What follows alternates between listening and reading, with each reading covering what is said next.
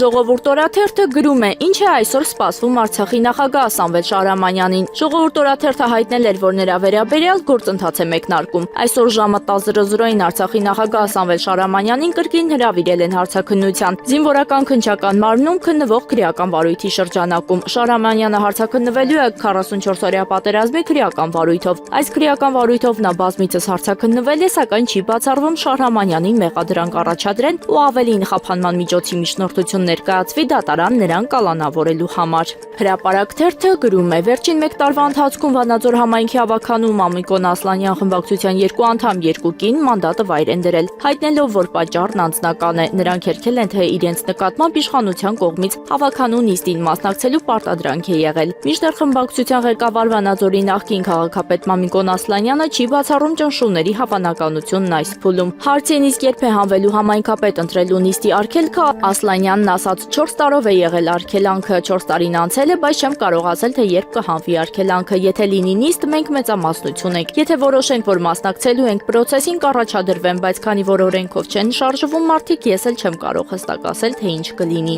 Փաստորաթերթը գրում է. Ռուսաստանի կառավարության փոխնախագահ Ալեքսեյ Օվերչուկի երեկվա այցը Հայաստան արդեն իսկ լայն արձագանք է գտել քաղաքական շրջանակներում եւ փորձագիտական համայնքում։ Երևան իր կանոնավոր այցերի ընթացքում ռուս բարձրաստիճան պաշտոնյան առաջին անգամ չհանդիպես վարչապետի պաշտոնը զբաղեցնող Նիկոլ Փաշինյանին։ Այս փաստն ինքնին խորհրդանշական է եւ ինչպես նշում են դիտորդները, արտացոլում է Մոսկվայի նախաձեռնությունը ցույց տալու, որ փոխվում է հայկական իշխանությունների հետ հաղորդակցության ձևաչափը։ Փորձագիտական եւ դիվանագիտական շրջանակներում տարածվող տեղեկությունների համաձայն Փաշինյանի հետ հանդիպման բացակայությունը մեկնաբանվում է որպես հարաբերությունների սառեցման դրսևորում Մոսկվայի եւ Հայաստանի գործող իշխանությունների միջև։ Ժողովուրդ օրաթերթը գրում է. Ժողովուրդ օրաթերթը հայտնել էր, որ կառավարությանը մոտ կանգնած իր աղբյուրներից տեղեկացել է Շիրակի մարզպետ Դավիթ Արուշանյանին հորդորել են ազատման դիմում ներկայացնել։ Ժողովուրդ օրաթերթը ուսումնասիրել է, թե ինչ ունեցվածքով է Արուշանյանը հեռանալու պաշտոնից։ Դավիթ Արուշանյանի 2024 թվականի եկամուտների անշարժ գույքի ծախսերի եւ շահերի հայտարարագրի համաձայն նա ունի 3 անշարժ գույք, 2 բնակարան, որոնք ձեռք է բերել 2014 թվականին Երևանում եւ ավտոկայանատեղի, որն Արուշանյանը գնել է կենտրոն վարչական շրջանում։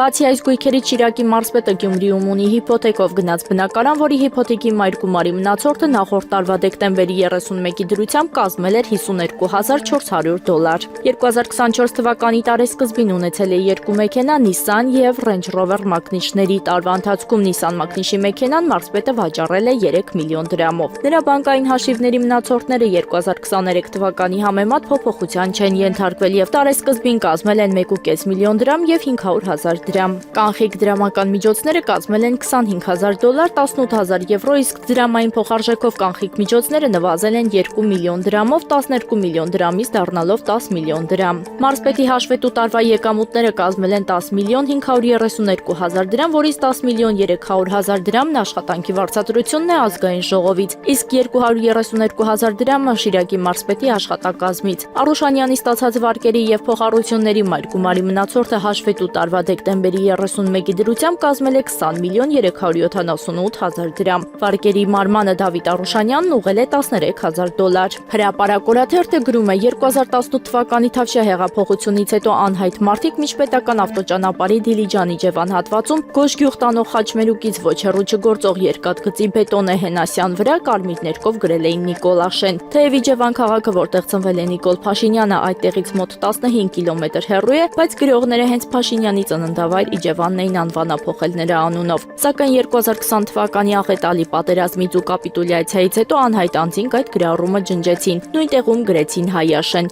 Սույն գրառումը հիմա էլ կա, տեսանելի է միջպետական ճանապարհով անցնողներին։ Հրապարակ օրաթերթը գրում է. ԿՊ վարչության նախորդային նիստին հարցաքննվելու հերթը Նիկոլ Փաշինյանինն է եղել։ Հիշեցնենք, որ վարչությունը քաստինգ է անցկացնում պատգամավորության թեկնածու առաջադրվածներին հարցաքննում է, կենսագրությունն է ուսումնասիրում եւ քվեարկությամբ որոշում է ներկայացնել տվյալ անձի թեկնածությունը ԿՊ համաժողովին, թե ոչ։ Փաշինյանը մեր տեղեկություններով մի սրտառուչ էմոցիոնալ ելույթ է ունեցել, որպեսզի հիմնավորի իր առաջադրումը։ Փաշինյանը ելույթ ունենալուց հետո դուրս է եկել սենյակից, իսկ վարչությունը միաձայն կողմ է քվեարկել։ Հրապարակ օրաթերթը գրում է. մի քանի օր առաջ ազգային ժողովի պատգամավորներից յուրաքանչյուրի հաշվին ավելի քան 3 միլիոն դրամ է փոխանցվել։ Պատգամավորներին չեն պարզաբանել, թե ինչ գումար է, ինչու այդքան շատ։ Որպես կանոն տարեվերջին պետական գերատեսչություններում, այդ թվում խորհրդարանում, աշխատակիցները պատգամավորները այսպես կոչված 13-րդ աշխատավարձ են ստանում, եւ падգամավորների դեպքում դեկտեմբերի աշխատավարձի հետ դա կազմում է մոտավորապես 1.200.000 դրամ։ Դրան գումարած 500.000 դրամ падգամավորական գումարները։ Իսկ թե ինչ հաշվարկ է գործել այս տարի, որ գումարը եռապատկվել է, դժվար է ասել։